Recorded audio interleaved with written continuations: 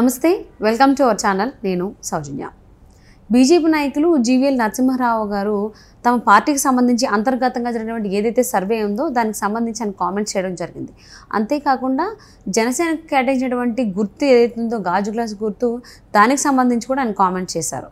మరి ఈ అంశాన్ని ఏ విధంగా చూడాలి, ఆయన మాటలను ఏ విధంగా అర్థం చేసుకోవాలి, మరి ఈ అంశానికి సంబంధించి మనతో మాట్లాడడానికి, వారి విశ్లేషణని మనతో పంచుకోవడానికి ఈరోజు మనతో పాటు ఉన్నారు senior political analyst KVV Prasad గారు ఉన్నారు. వారితో మాట్లాడదాం. నమస్తే ప్రసాద్ గారు. నమస్తే అమ్మా. బీజేపీ నాయకులు జీవీఎల్ నరసింహారావు గారు కొన్ని కామెంట్స్ చేశారు. అంటే వారికి పార్టీకి సంబంధించి అంతర్గతంగా జరిగినటువంటి ఏదైతే సర్వే ఉందో దానికి సంబంధించి, అండ్ దాంతోపాటుగా జనసేన గుర్తు అనేటువంటి గాజు గ్లాస్ గుర్తుకు సంబంధించి ఏదైతే ఇప్పుడు అంశం నడుస్తూ ఉందో దాని గురించి కూడా ఆయన కామెంట్ చేశారు.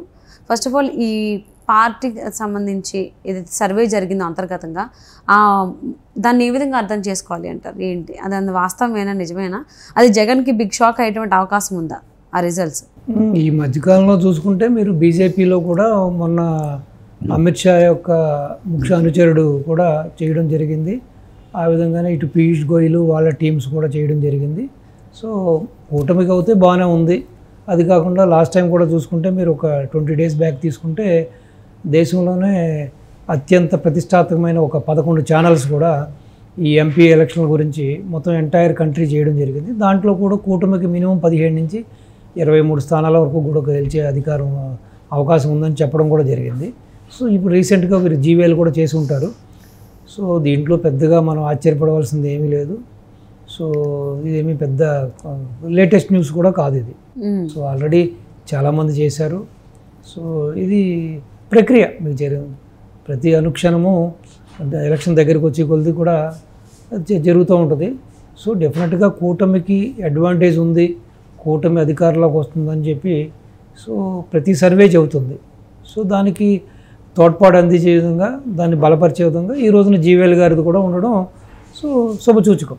అంటే ఏపీలో ఎన్డీఏ కూటమికి ఆల్మోస్ట్ 110కి పైగా అసెంబ్లీ స్థానాలు, 18 నుంచి 20 లోక్సభ స్థానాలు వచ్చేటువంటి అవకాశం ఉందన్నట్టుగా సర్వే చెప్తున్నట్టుగా జీవీఎల్ గారు చెప్పడం జరిగింది. సో అంటే తెలంగాణకు సంబంధించి 9 నుంచి 10 దాకా వచ్చేటువంటి అవకాశాలు ఉన్నాయి పార్లమెంట్ స్థానాలు అంటున్నారు. అది ఎంతవరకు వాస్తవం, ఎలా తీసుకోవచ్చు?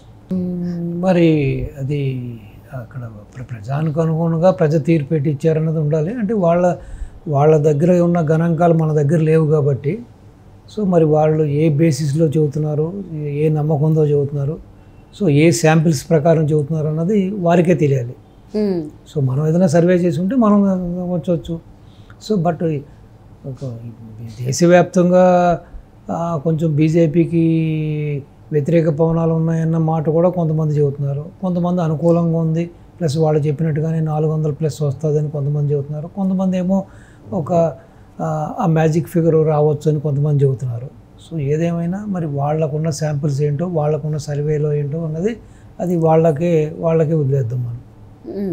ఓకే, ప్రస్తుతానికి ఫైట్ కాంగ్రెస్ బీజేపీ మధ్యనే ఉందంటున్నారు ఇక్కడ. సో ఇటు టీఆర్ఎస్కి అయితే ఛాన్స్ లేదంటున్నారు. సో ఇప్పుడు ఇక్కడ త్రిముఖ పోటీ లేదు, దిముఖ పోటీ అంటున్నారు. కాబట్టి మేబీ వాళ్ళ రిజల్ట్ ప్రకారం నిజం అవ్వండొచ్చు. అదేవిధంగా మరి కాంగ్రెస్ కూడా చాలా కాన్ఫిడెన్స్గా ఉంది, మాకు కూడా 15 స్థానాల వరకు వస్తుంది అంటున్నారు. సో చూద్దాం, మన June 4th ఎలాగో రిజల్ట్ వస్తుంది కాబట్టి. అంటే తెలంగాణలో బీజేపీకి అంత క్రేజ్ ఉంది అనుకోవచ్చు అంటారా? క్రేజు ఉందంటే ఎక్కడో కొన్ని పాకెట్స్ అయితే ఉంది. సో బట్ వీళ్ళు చెప్పినట్టుగా అంత మరి అన్ని స్థానాలు కైవర్సం తీసుకుగా బీజేపీ ఇక్కడ బలంగా ఉన్నదా, బీజేపీ కేడర్ బలంగా ఉన్నదా అన్నట్టుగా నాకైతే పెద్దగా తెలియట్లేదు. సో కొన్ని పాకెట్స్ అయితే వాళ్ళు స్ట్రాంగ్గానే ఉన్నారు ఆ హిందుత్వ అజెండా మీద, లేకపోతే కొంతమంది ఆ అభ్యర్థులకున్న వాళ్ళకున్న ఆ యొక్క బలాబలాల ప్రకారం వాళ్ళకి ప్రజల్లో ఉన్న ఆ యొక్క దీని మీద ఉండొచ్చు. బట్ అంటే ఏపీలో అయితే ఖచ్చితంగా బీజేపీ 5 ఎంపీ 5 ఎమ్మెల్యే స్థానాలు గెలుచుకుంటుంది అంటున్నారు. మరి తెలంగాణలో మరి 9 నుంచి 10 అంటున్నారు పార్లమెంట్ స్థానాలు. అంతే ఉండొచ్చా, లేకపోతే ఏపీలో ఎలా అయితే 5 అంటున్నారు ఇక్కడ కూడా అంతే అయి ఉండొచ్చు అంటారా? అంటే ఏపీలో వాళ్ళు చెప్పినట్టుగా వాళ్ళకి అవుతే ఈవెన్ 0.1% కూడా లేదమ్మా, అక్కడ ఓట్ బ్యాంక్ లేదు. కేవలం ఇటు టీడీపీ జనసేన గంపగుత్తుగా ఓట్లు వేస్తేనే వాళ్ళు చెప్పిన సీట్లు గెలుచుకోవడానికి ఛాన్స్ ఉంది. సో కేవలం అక్కడ వాళ్ళకున్న ఓట్ బ్యాంక్ ప్రకారం చూస్తే TDP Janasena one side vote చేస్తేనే డెఫినెట్గా బీజేపీ వాళ్ళు ఏదైతే ఫిగర్ చూస్తున్నారో ఆ స్థానాలు గెలుచుకోవడానికి ఛాన్స్ ఉంది. బట్ ఇక్కడ అయితే ఓట్ బ్యాంక్ ఉంది, బట్ వాళ్ళు చెప్పినట్టుగా అన్ని స్థానాలు వస్తాయా అన్నది మనం చూద్దాం, వెయిట్ అండ్ సీ. రెండోది మీరు చెప్పినట్టుగా ఈసీ నిర్ణయం ఇది గాజు గ్లాస్ నిర్ణయం అని చెబుతున్నారు. ఏదేమైనా ఇప్పుడు ఈసీ నిర్ణయం అని చెప్పి చేతులు కడుక్కోవడం అనేది లేకపోతే చేతులు దులుపుకోవడం అనేది ఇటు బీజేపీ నాయకులు కూడా సమంజసం కాదు. ఇది ఎప్పుడు చరిత్రలో లేని విధంగా ఏనాడు ఎలక్షన్ కమిషనర్ ఈ విధంగా ప్రవర్తించలేదు. ఇప్పుడు ఒక జనసేన పార్టీకి ఉన్న గుర్తునే మిగతా స్వతంత్ర అభ్యర్థులకు కూడా కేటాయించడం అనేది నిజంగానే శోచనీయం.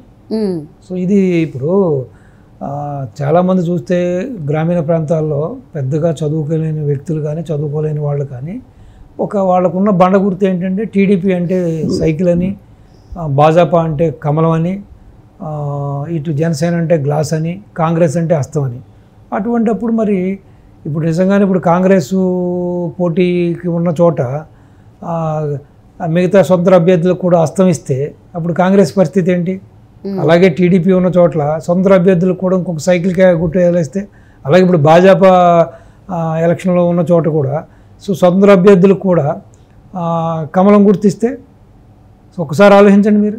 సో ఇది పోలీస్ థింగ్, అది ఈసీ నిర్ణయం, ఈసీ తీసుకుందని చెప్పి అలా మరీ చేతులు దులుపుకునే కన్నా ఏదో మొత్తం మీద ఏదో మతలబ్ ఉంది దీన్ని, అది ఏంటన్నది చూడాలి, దాన్ని రెక్టిఫై చేయాలి. అంటే కన్ఫ్యూజ్ చేయడానికి ట్రై చేస్తుంది అనుకోవచ్చు ఈసీ. అంటే జనసేన పోటీ చేసే చోట మాత్రం జనసేనకి అది కేటాయించబడుతుంది, జనసేన పోటీ చేయని చోట్ల మాత్రం గాజు గ్లాస్ని కేటాయిస్తూ ఉంటున్నారు. ఆ ఎఫెక్ట్ ఖచ్చితంగా రిమైనింగ్ ఏదైతే కూటమి పార్టీలు ఉన్నాయో వాటి మీద పడుతుంది కదా.